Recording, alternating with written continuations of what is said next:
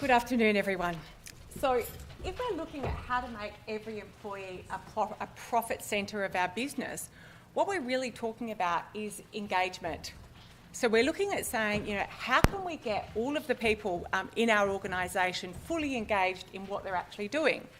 So just to give you a brief introduction of who I am, Perth girl, I've been business coaching for 10 years, won many awards for business planning.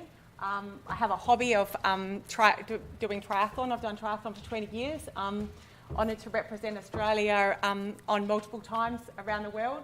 I built businesses from scratch, and I've been nominated in a publication of being one of WA's most inspirational women, which is very touching. Wasn't me who nominated it. So just to start off with a bit of a question for everybody. So I'm wanting to ask the question of, when do you feel the happiest? Do you feel the happiest when your bank account balance is growing? When you're with people that you really care about? Or when you're actually achieving your goals? Great. Okay, when you achieve your goals. Interesting.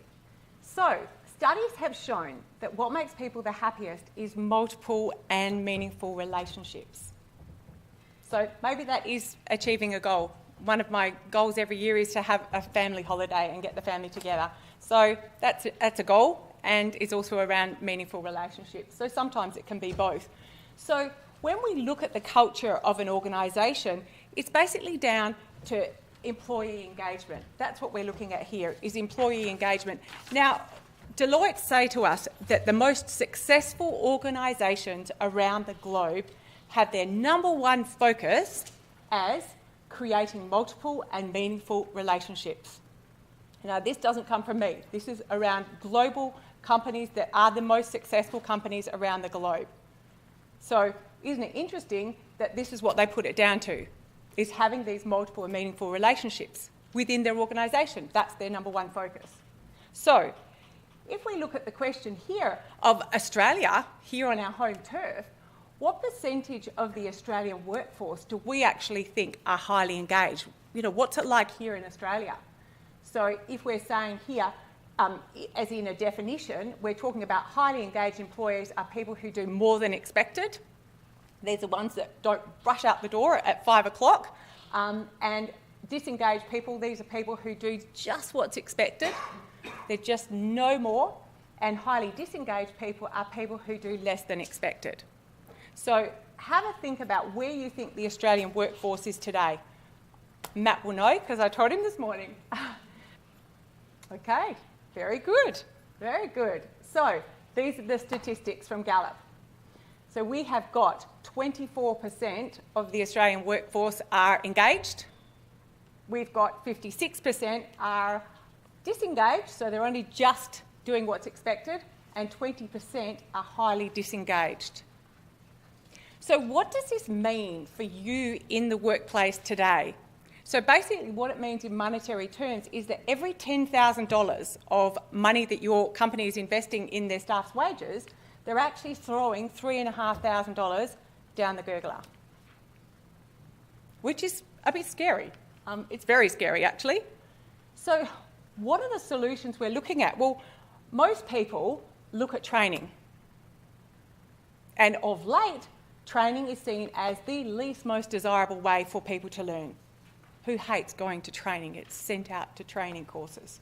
So what happens when we send people out to training course, and I'm sure most of you have experienced it, is what happens, it's like getting a fish in a dirty fish bowl and then popping them into a clean fish bowl, going back to work, and it's still dirty. You still go back to that toxic environment. You're all motivated and the environment's still toxic.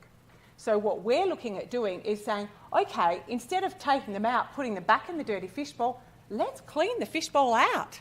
Let's change that toxic environment and grow it and change the whole environment. So when we look at engagement, it's just going to keep going if I don't click, sorry. If we look at engagement, I'll flick it on so it stops. If we look at the engagement, it's like a fitness. It needs to be every day. I mean, so many people think, oh, I'm going to get fit for a month and then I'll be, have this super body. That's not like that. It's a commitment that you make for life. In an organisation, the culture of an organisation is like fitness. It needs to be something that's happening in the workplace that is every single day. It's not just something we're going to just do once. We're going to do a course and then that's it. We're all buddies and culture's changed and we're not toxic anymore. It's got to be something that is on front of mind at all times. So if we look at, why and how does this actually happen, well, we've got to look at what is the science of motivation. And after business coaching for 10 years, I worked with a lot of executives and a lot of CEOs, and I would often hear about this, these toxic workplaces or these toxic people, and I'd often see the staff turnover of some of the people I'm working with. Oh, get rid of them, they're hopeless, get rid of them, they're hopeless. Never thinking it's anything to do with them because they're the CEO or the executive. So what happened was I came across this guy a couple of years ago who'd been studying the science of motivation and what is behind it for the last 20 years on how we can get people more motivated in the workplace. And I saw this program a couple of years ago and thought, oh my gosh, that's amazing. All my clients need that. They're just going to be so excited when they see this program. In 2 years, he's taken this program of engagement into 88 countries around the world. So he's an Aussie guy. Some of you might have known him. He used to play football, Aussie rules football. Richard Maloney is from Melbourne. Just a young guy in his 30s, amazing entrepreneur. So, and he's designed this after studying it, using the AFL as his case study for the last 20 years. And basically, he's changing the face of the world in engagement-wise. So, why and what and how? So, we're looking at the science of motivation. So, we're basing it on the 7 neurological motivators of what motivates the people in your workplace. This is what motivates them. It's pain, pleasure, reward, punishment, self-direction, self-improvement, transcend purpose. So, what are our basic needs? These are our basic needs. These are the basic needs that we all need. Love, variety, growth, certainty, significance, and contribution. So basically, what we're looking at saying is if we're going to understand how do people learn the quickest, we need to say, okay, they're going to learn the quickest through discussion, experiencing, teaching others. And it's funny because purpose and contribution are always, they're always, something that comes up a lot. And, most of us have seen the Simon Sinek's YouTube of why. If people have a purpose, if they're helping other people, if they have the ability to have discussion and contribution, it changes their world at work. It totally changes it. It makes a huge difference. So if we're saying, all right, this is how people learn the quickest, so what's one of the things that you can do that you can take back in the workplace tomorrow? So my goal here today, over the next few minutes, is to give you 3 strategies that you can take back in your workplace and you can use yourself. Anybody can use them in their own workplace that I guarantee will have a massive impact on your culture of your organisation. So the first one that I want to share is we need to activate the heart of your organisation. Now, a business is very similar to a body. What happens is we have the brain, which is all the process things of the organisation, systems, governance, products, procedures, the list could go on. And then we have the heart of the organisation. So this is the behaviours, the relationships, the communication, the culture. So what we need to do is activate the heart of the company first. So we start by saying to the team, it could be in a leadership team or you might have a sales team that's toxic that you need to sort out. It could be any group that you have in your organisation. It could be a whole organisation. It could be a small organisation. So we say to the group, if we are to be number one in our organisation, what needs to change? And it's open discussion of what has to change for us to be number one in our field, in the organisation.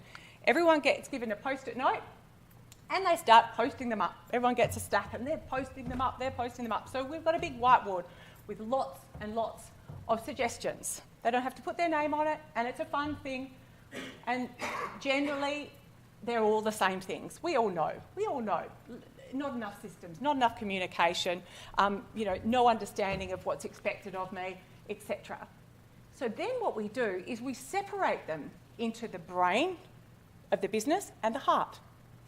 So we have all the heart processes here and all the brain processes here that we're looking at changing of the business. So then what happens is they all decide to take on what has to change in the organisation based in the heart first. Easy thing. You can do it tomorrow. Anyone can do it. So we're focusing on the heart of the business first, because if we fix the heart of the organisation, what happens? The processes follow. Because if you're loving what you're doing, if you're invested in your heart, if you're caring about the people you're working with, if you're understanding the people that are above and below you, you're going to want to follow the processes. But we need to get that heart activated first in the organisation. So then the team decides, okay, which task would they like to take on to fix the heart of the organisation so that they're going to be number one in their field? What has to change? So each person takes on one to change. Now, some of their leadership acts that they decide to do, they might take 6 weeks, 8 weeks. They might take 2 weeks, but they all take it on. The following week when they come back and meet, just for a small meeting, they come back and they all are held accountable of how they went with changing what it is that needs to change about the heart of the organisation. Does that sound simple? Is that something that anyone can do? It's not difficult at all. And so what it does is it gives them that feeling of contribution, which was one of the things that we said about learning. It gives them a contribution of higher purpose, because often people that are in the front line, they might never get heard by their managers. They might never get heard, and most innovations come from the front line of organisations because they're there at the coalface. So they all get a chance to actually contribute to this. So that's the first strategy that I wanted to give you. So the second strategy here is aligning values of the organisation with behaviours.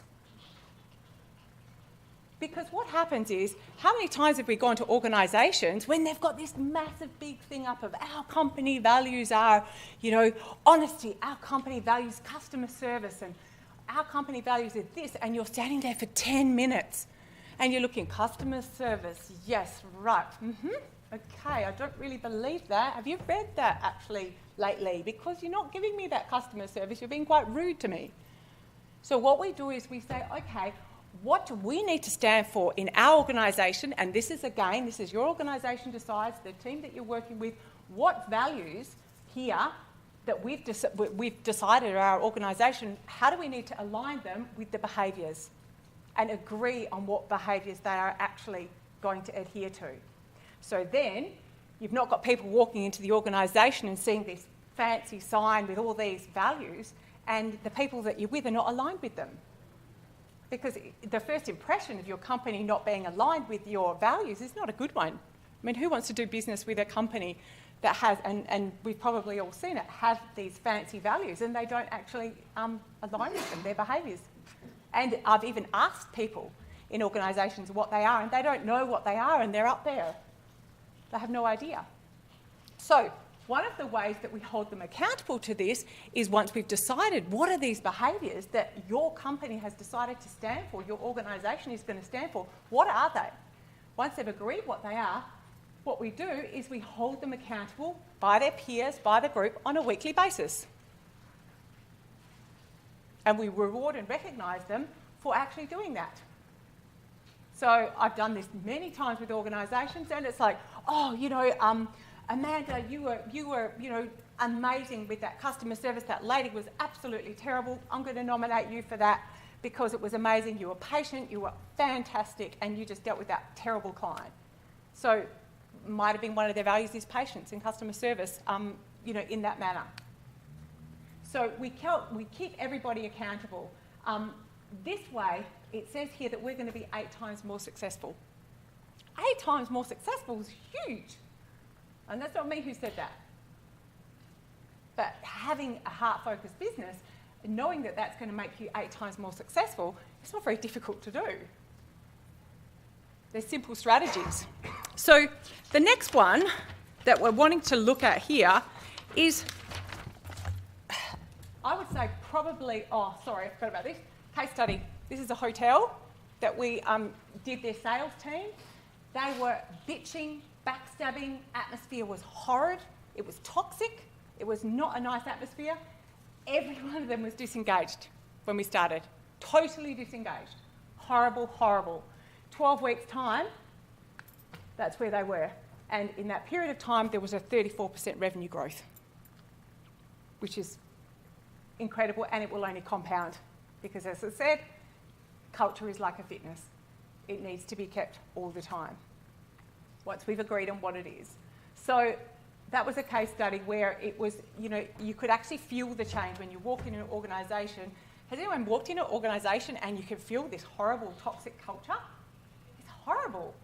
And then it was exactly there. And then there's this shift around 5-6 weeks and you can feel everyone starting to soften up, start to get a bit chilled and start to actually respect each other and start to listen to each other.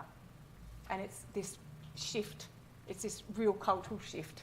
So the last section is probably one of the most powerful sections that you can do. You can take it and do it tomorrow, then you can add it into your agenda every month or every week or whatever, is sharing stories. Now, this is a really powerful section. Many times in this simple exercise, I've had people shed a tear. I've had people get really emotional. And once someone's been emotional with you, it changes the relationship with them forever. You can't go back once someone's shared something that's really emotional. It just changes the relationship forever. So what I'm going to do is ask everybody to stand up and find a partner that they've never met before. And then I'll give you the next instruction. So be quick because I've not got much time. So stand up and find a partner you've never met before. Okay?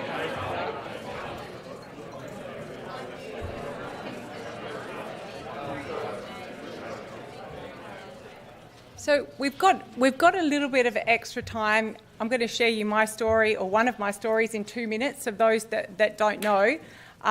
I was married on my 20th birthday, and my husband and I bought our first house just in Karrinyup when I was 23. And we'd come home from a theatre one night, and my husband decided to get a can of petrol that my dad had left there for the mower. And he decided if he put a cap of petrol on the open fire, that he would start the fire again, because it was midnight. We'd got home from the theatre and it was cold. Unfortunately, he didn't realise that static electricity and petrol fumes create spontaneous combustion, and the petrol can exploded on his face. He was a good-looking young 33-year-old. I was a young 23-year-old, and he was doused in petrol from head to toe. I was asleep. I'd just gone to bed. So our whole house was on fire, and my husband was doused in petrol from head to toe under the shower, and it wasn't making any difference. He was just screaming, Susie, Susie, save me. And I woke up to that with no light, just a house on fire, and my husband from head to toe, our brand new house of 3 months. He actually passed away on day 3 and came back. I watched him die and I watched him come back. Then he went through ICU for 3 weeks. Then he went through the burns unit for about 3 months. And then he was in the plastics ward for the good part of the rest of the year, had about 17 general anaesthetics and rebuilding plastic surgery. So I was 23. I was a new bride. I didn't really sign up for that because he couldn't eat himself. He couldn't go to the toilet himself. He couldn't put his pressure garments on himself. So I had to do all of that to support him. And, often it breaks people, but we talk about a time of adversity that turns into a positive. That was the worst thing that ever happened to me. My husband was this gorgeous, young, vibrant, good-looking guy, turned into Freddy Krueger overnight, and couldn't actually even feed himself or wipe his own bottom. And so 33 years on, we've been married for 33 years.